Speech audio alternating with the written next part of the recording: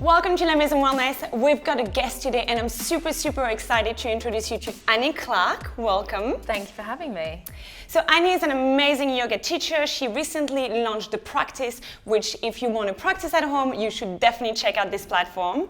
Tell us more about it. So this is my new online studio and I'm really excited to have finally put it out there. It's something that I've wanted to do for a really long time, and the idea was just to overcome some of the main barriers that I think were coming up for a lot of people when it comes to creating regular yoga practice. So those being kind of time, money and geography. So absolutely. It's expensive to go to regular classes, and to find a teacher who's living nearby, close by, that you resonate with, and fitting it into your schedule can be really challenging. And so I wanted to give people a way to practice more consistently and with intention. So I used to share a lot like you do on YouTube, and it's such a great resource for people. But I found that people were coming to classes or coming to do their practice and they sort of were really standalone, and I wanted to take people through more of a kind of curated journey and put more intention behind it. That's amazing. And so the practice was born. That's so right. And I think as like an international yoga teacher, you meet so many people and you host retreat everywhere, and it's great to have like a platform where people can connect with you and like practice with you throughout the year at any time. And I think that like sometimes it can be a bit difficult to go to a yoga studio or to like wave that into your everyday practice, and like with a content that is created like yours, then you can kind of like wake up in the morning and go and be like, I'm going to do my short practice. And self-practice is amazing, but sometimes it's a bit difficult to do it at home. If you don't really know what you're doing, how you do, and like, I mean, we all know how to move, but you have a little bit of guidance that's sometimes very helpful. Yeah, so definitely. For sure, check it out, the practice. Today we're here to talk about mindful drinking. For me, mindfulness is really something that like you wave into every aspect of your life, and that includes how you drink and what is your drinking habits. I think that like very often when we talk about mindfulness, or when we talk about wellness, we understand the physical, you know, the physical well-being, but then it's Friday night, we just go to the bar, you know. And I think that like with Lamaison Wellness, what I'm trying to do is to show that you can create delicious, mindful cocktails that are an experience that are delicious and exciting, without especially having the impact of alcohol on your body and your minds. And I think that's I love it so much, because one of the things, I used to be a big drinker and I partied a lot. I ran club nights in my previous life. You won't find that on the practice. But one of the things that I really missed out on when I actually stopped drinking completely for about 18 months, and now drink in a much more mindful way and much more moderated. But there was a period in that where you lose the excitement of, you know, the flavors and the social element that comes not from just spending time with your friends, but enjoying things together.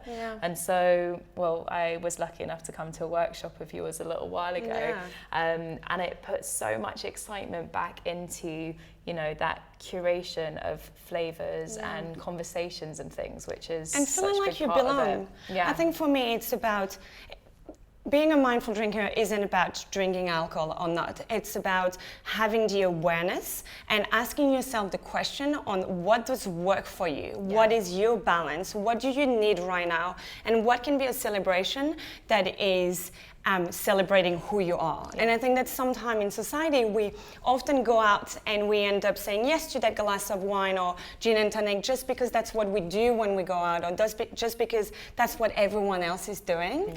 And I think that like hopefully with those recipes you can find that like there's things that can be as delicious and exciting, and really the ritual of the cocktail and the experience and the feeling like you belong and you can socialize without having alcohol if you don't want to. And I think that like it's about reshaping the conversation on why does alcohol has to be part of the equation every single time? Yeah. And it doesn't. That's the answer, which is great. Yeah. When we were chatting, you were like, I used to love mojitos. So I was like, okay, it's a bit grey outside in London today, but we're going to pretend that it's beautiful and sunny, and regardless, it will be sunshine in the glass. Yes, so that's definitely amazing. What we need living in this country. But so I kind of gather all the flavor that you told me that you love, which was a very, very refreshing mojito. So it's really inspired by this classic cocktail. And again, when I create cocktail, I always try to get something that is inspired by the classic cocktail, because I think that like the classic for a reason, and the cocktails that like everyone in the world love. But then instead of just replacing the spirit, the alcoholic spirit, by a non-alcoholic version of it, I kind of like to build the flavor that if you like a mojito, you will like this cocktail. So today we're going to be using an alternative to rum. So this is a company called Lyre. It's an Australian company, and I love this company because they have a beautiful portfolio of non-alcoholic spirits that were inspired by the world favorite spirits, and are really a celebration of what they are. So this is the white cane spirit. So it's an inspiration to white rum. So you get a lot of like banana, vanilla, a little bit of citrus. It's really beautiful if you want to have a smell, and it's quite surprising how much it smells like rum. If I didn't know, I'd think that was rum. Yeah, absolutely. That's amazing. So you will really get this aroma and flavor of your classic rum without the alcohol. And then you were telling me that you love ginger. I love ginger. So we're going to be using ginger. This is actually a brand. I'm going to grab the bottle. This is a brand called Gimber.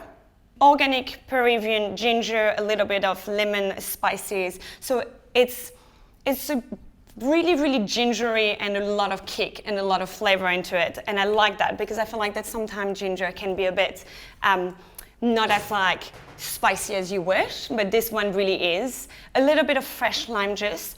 And then this is the Belvoir. I don't know if you tried that one. This is the Elderflower. At home. Amazing. Yeah. So this is the Elderflower Pressé. What I love with that brand is the fact that they grow the elderflowers on the farm.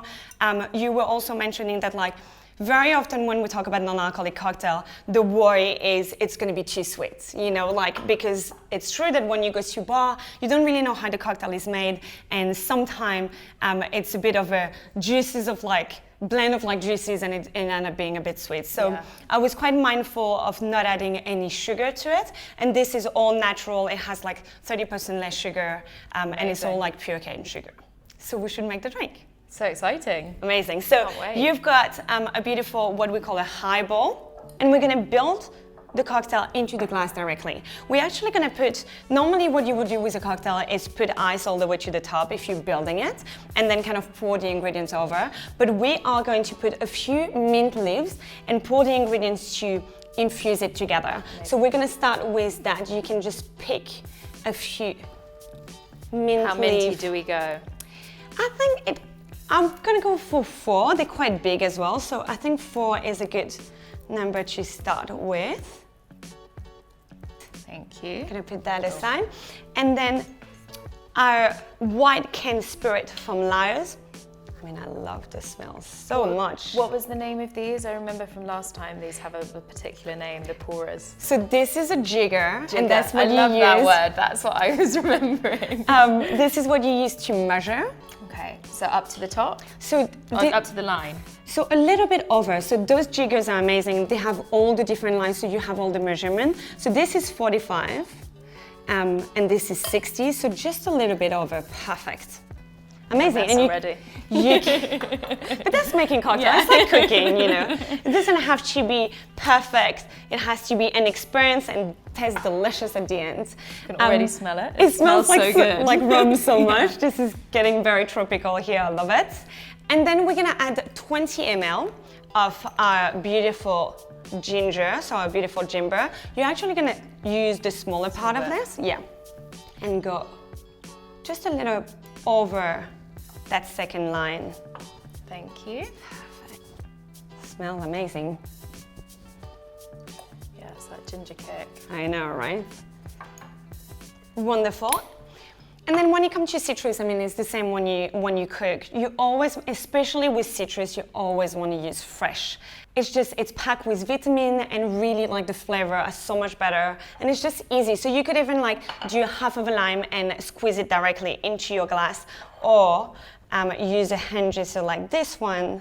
It depends on like if you like really sour, but I will put 20 ml of lime as well, and I'm gonna cut the second half. So this is good practice for me, because especially when I'm cooking, I just kind of throw everything in. But there's a real science, so it's...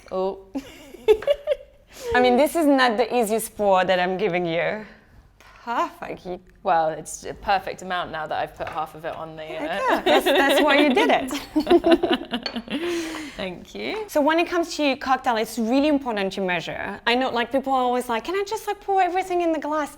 And there's a balance, and there's a ratio to follow when you make cocktail. And there's actually a punch recipe and the rhyme to remember it, which is 1 sour, 2 sweet, 3 strong, 4 weak, and 5 spices.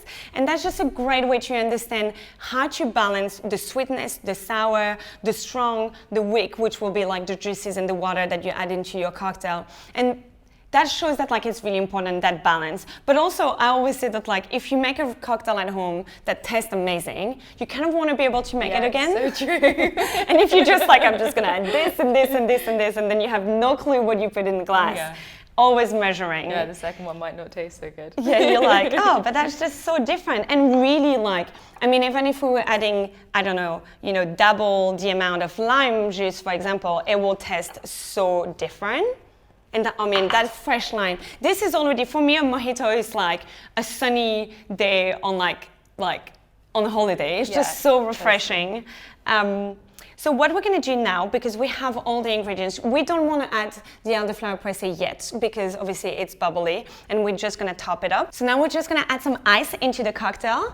We're gonna add crushed ice. We've got this beautiful crushed ice here, but I'm actually gonna show you how to make it at home. So to make crushed ice, it's so simple. You just need a clean tea towel. Just place the ice cube in the center, wrap it in, and then using either a rolling pin or a pan, you're just gonna smash the ice and break it into small pieces. And that's it. This is your crushed ice. All right, so I'm gonna put ice into your glass. You wanna fill it probably 3/4. Perfect. And then in mine, it's smelling like a holiday already. I know, right? And so what you want to do is kind of like place your hand on the top of it, so the ice doesn't like come out of the glass. But you want this is called swizzle. You probably seen it with like a wooden stick, and people just go like this. You might have seen that in like your days when you were drinking loads of rum. The way that you can do it with a spoon is kind of like to do a circle, so there's a motion more like this. And that will blend the ingredients, that will cool down the cocktail, that will get the mint to release all the essential and to really get this like refreshing flavor into it. Just for a few seconds until the glass becomes a bit more like frosty and cold. And that's it. And then your turn. There's a knack to it that I'm not going to have. Perfect. Is that right? Yeah, you're doing it. And that's it. Wonderful. We're going to keep that. We're going to add now more ice all the way to the top, and then we will top it up with the elderflower pressé. Thank you. There you go. And then into mine. And now just a little bit of the elderflower pressé.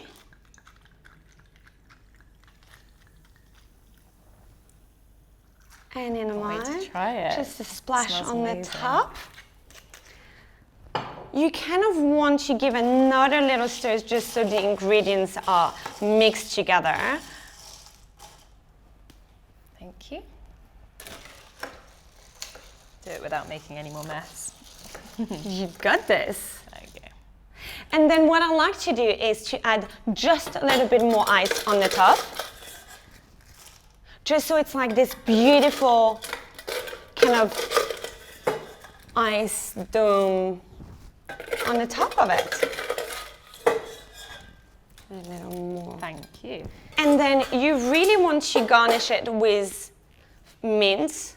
Trying to find the most beautiful one. And so you're gonna hold this, and I'm gonna find one for myself. And with mint, I think I showed you that the last time. So you wanna place it in your hands, and then you're gonna clap your hand, because if you smell the mint now, it smells like mint and it's beautiful, but wait for it. So you're gonna clap it, and then you can see how much stronger the aroma is. So really release all the essential oil. And then just find a little corner and just place it there. And then because it's crushed ice, you don't really want to drink it directly from the glass, otherwise like your nose is in Iceland and your palate is in a very beautiful tropical place. So we're using this like copper, so metal straws, so more sustainable. And this is your cocktail. Amazing. Should we have a taste? Yeah. Cheers. Oh, that's delicious. It's so refreshing. It is very, very refreshing. There's so much flavour to it. Yeah, and I like how, so it's really refreshing. The mint makes it, the aroma, the smell is incredible. You get the ginger at the beginning from Gimber, so a little bit of like kick and spice, but then that kind of like wears off, and then you really get Lyre's, the white cane spirit, coming through really nicely. It's amazing. There's like beautiful like vanilla, banana notes, your classic like white alternative to white rum. Citrusy, refreshing with the crushed ice. This is my new favorite. I was about to say summer cocktail, but actually any time of the year when you feel like a little bit of sunshine. Transporting us back right now. Absolutely. Well, you were in the Caribbean not long ago, so it's like being back there. I wasn't there, but I feel like I'm there actually. So this cocktail is, I would love to call it the practice. I love that. To celebrate your amazing online studio and the practice that you're trying to share with people around the world. Thank you.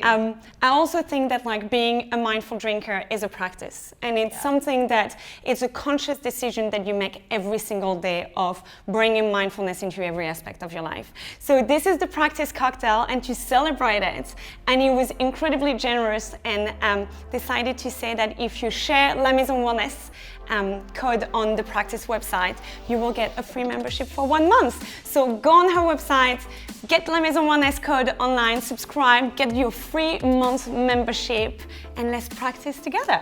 Thank you. Santé, everyone. Santé. So good. This is delicious. Oh, yum.